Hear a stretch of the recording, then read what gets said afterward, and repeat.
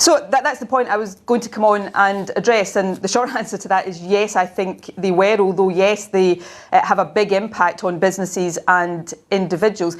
What I was going to say is that while I understand the Scotland-England comparison, it's not, in my view, the most important one. The most important comparison is Scotland in a better position now than we were previously? And are we in a better position than we would have been without these restrictions? Now, it's always difficult in any country to absolutely prove cause and effect in the handling of a virus. But if you look at what we were predicting through our modelling, it would be the case in January before Christmas. What we were on track for, it was around 50,000 infections a day, and we didn't see that materialise or anything like that materialise. And I think that was a combination of the acceleration of the booster campaign. Scotland is the most vaccinated part of the UK in terms of first, second, third and booster doses. Vaccine passports though, because one of those, the impact that those they have had, Gavin Stevenson from the Nighttime Industries Association says that they've had devastating consequences for a substantial proportion of businesses. And your government's own evidence on the scheme says it doesn't say it reduces transmission, it says there was only a very slight increase in vaccine uptake because of them. Well, look, Scotland right now is the most vaccinated part of the UK. Our vaccine rates are higher than all of the other three UK nations, although all are high in terms of first, second, third and booster doses. So it relates to vaccinations for adults. Scotland has achieved very high rates of vaccination. We are the most vaccinated part of the UK in terms of first, second, third and booster doses, in particular of booster vaccination. The programme, of course, continues to go exceptionally well, and Scotland, as of now, continues to be the most vaccinated part of the UK in terms of first, second, third and booster doses. We are currently the most vaccinated part of the UK. We have more quickly than other nations implemented the JCVI advice to reduce the gap between second doses and boosters.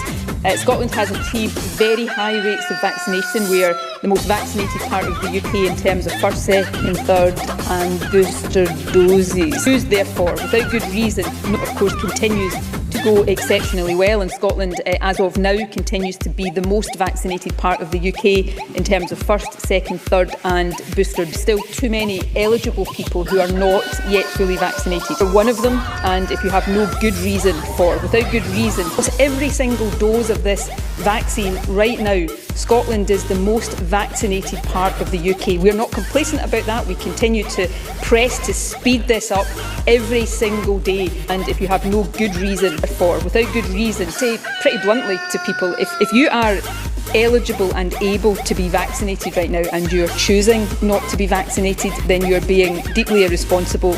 I would say you're being selfish. You're putting your own life much more at risk.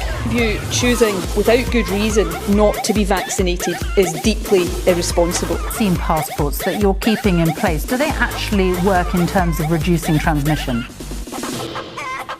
Well, again, I will inject, in the interest of frankness, my caveat from earlier on. It is very difficult when you're dealing with an infectious virus to be 100% certain about measure A leading to effect B. But yes, I do think they help us as a package of measures protect against transmission. So what they do is ensure that in some of the highest risk settings, if the majority of people are vaccinated, then that doesn't eradicate the chances of an outbreak, but it reduces the chances of an outbreak in these settings. And secondly, and really importantly, because we know the biggest power of the vaccines is in reducing serious illness and death, if you then do have an outbreak in one of these higher risk settings, then you are reducing the number of people, if they are vaccinated, who are likely to become very seriously ill. And that also then reduces the pressure that such an outbreak might then have on our National Health Service. The evidence from looking at any single measure alone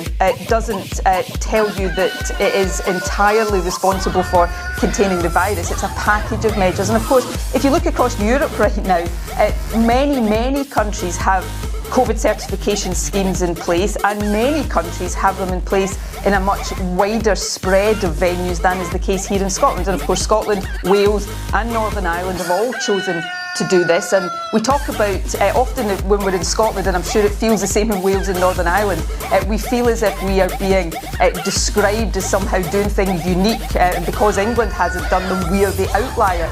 And I'm saying this not pejoratively, just as a statement of fact. In many of these cases, it's actually England that's the outlier, not just in a UK context, but in a European context. Scotland, Wales and Northern Ireland are actually following the path that many European countries are also But I'm taking. just talking about vaccine passports though, because the impact that those has had, the Nighttime Industries Association says that they've had devastating consequences for a substantial proportion of businesses. And your government's own evidence on the scheme says it doesn't say it reduces transmission, it says there was only a very slight increase in vaccine uptake because of them.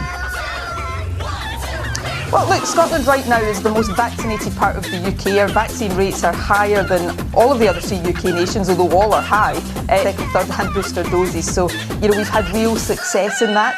I don't underplay the impact of any of these measures on businesses, but if you take nightclubs, the nighttime industry, checking people's COVID certification, I think is a better alternative to these places being closed. It means that they're open as of tomorrow and trading again. And nightclubs, it's a long, long time since I was in a nightclub, Sophie, but checks for different things that are not unheard of. It's a long, long time since I was in a nightclub, Sophie, but checking COVID passes, and that is not causing anybody any real hardship, and many of the concerns and fears we had about... The Scottish Government's evidence itself says business organisations have reported negative economic consequences in terms of footfall and revenues, along with staffing difficulties because of them. Are you going to bring COVID passports to an end or not? Well, eventually, yes, I hope. But when's eventually? More than hope, of course they will come to...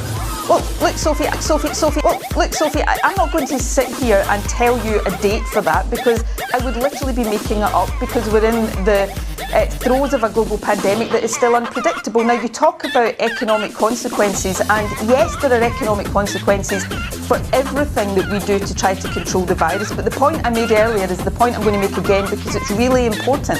There would also be big economic consequences if we didn't try to control this virus in any way, if we just let it spread in an uncontrolled way.